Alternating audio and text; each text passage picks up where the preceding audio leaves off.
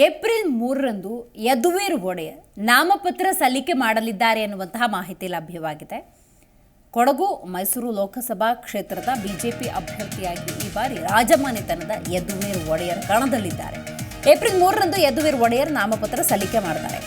Yaduveer Wadiyar Kodagu Mysuru BJP ಅಭ್ಯರ್ಥಿ. ನಾಮಪತ್ರ ಸಲ್ಲಿಕೆಯ ಸಂದರ್ಭದಲ್ಲಿ ಬಿಜೆಪಿ ಮತ್ತು ಜೆಡಿಎಸ್ ಮೈತ್ರಿ ನಾಯಕರು ಆಗಮಿಸುತ್ತಾರೆ.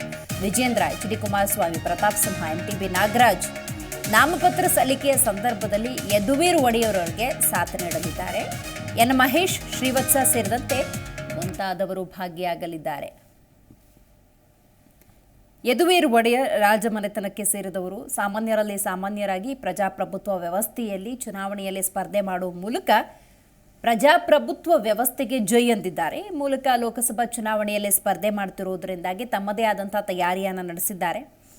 ಇದೆಲ್ಲದರ ನಡುವೆ ಬಹಳ ಮುಖ್ಯವಾಗಿ ಗಮನಿಸಬೇಕಾದ ಮತ್ತೊಂದು ಅಂಶ ಅಂತ ಹೇಳಿದ್ರೆ ನಾಮಪತ್ರ ಸಲ್ಲಿಕೆ ಸಂದರ್ಭದಲ್ಲಿ ಯಾರೆಲ್ಲ ಯದುವೀರ್ ಒಡೆಯರ್ ಅವರಿಗೆ ಸಹಕಾರವನ್ನು ನೀಡ್ತಾರೆ, ಜೊತೆಗೆ ನಿಂತ್ಕೊಳ್ತಾರೆ ಅಂತ ನಾವು ನೋಡ್ತಾ ಹೋಗೋದಾದ್ರೆ ವಿಜೇಂದ್ರ ಅವರು, ಎಚ್.ಡಿ. ಕುಮಾರಸ್ವಾಮಿ ಅವರು, ಪ್ರತಾಪ್ ಸಿಂಹ, ಎಂ.ಟಿ.ಬಿ. ನಾಗರಾಜ್, ಎನ್. ಮಹೇಶ್, ಶ್ರೀವತ್ಸ ಸೇರಿದಂತೆ ಮುಂತಾದವರು ಭಾಗಿಯಾಗಲಿದ್ದಾರೆ.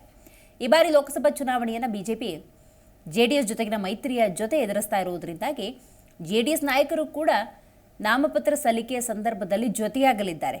ಸೊ ಅದಕ್ಕೊಂದು ಸ್ಪಷ್ಟ ನಿದರ್ಶನ ಏಪ್ರಿಲ್ 3ನೇ ತಾರೀಕು ಯದುವೀರ್ ಒಡೆಯರ್ ನಾಮಪತ್ರ ಸಲ್ಲಿಕೆ ಮಾಡ್ತಾ ಇದ್ದಾರೆ. ಅವರ ಜೊತೆ ಎಚ್.ಡಿ. ಕುಮಾರಸ್ವಾಮಿ ಅವರು ಕೂಡ ಭಾಗಿಯಾಗ್ತಾ ಇದ್ದಾರೆ.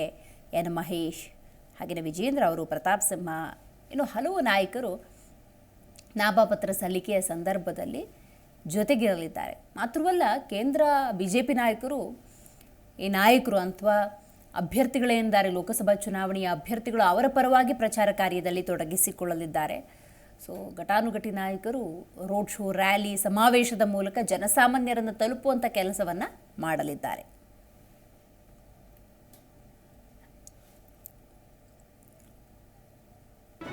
ಜಿ ಕನ್ನಡ ನ್ಯೂಸ್ ಈಗ ನಿಮ್ಮ ಮನೆಯಲ್ಲೇ ನೋಡಿ.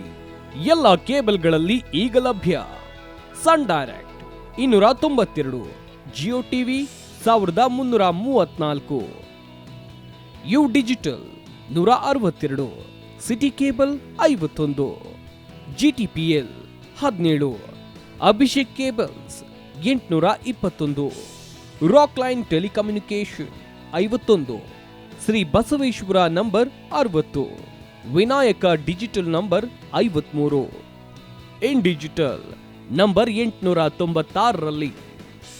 ನಿಮ್ಮಿಸ್ತದ ಜಿ ಕನ್ನಡ ನ್ಯೂಸ್ ನೋಡಿ ಆನಂದಿಸಿ.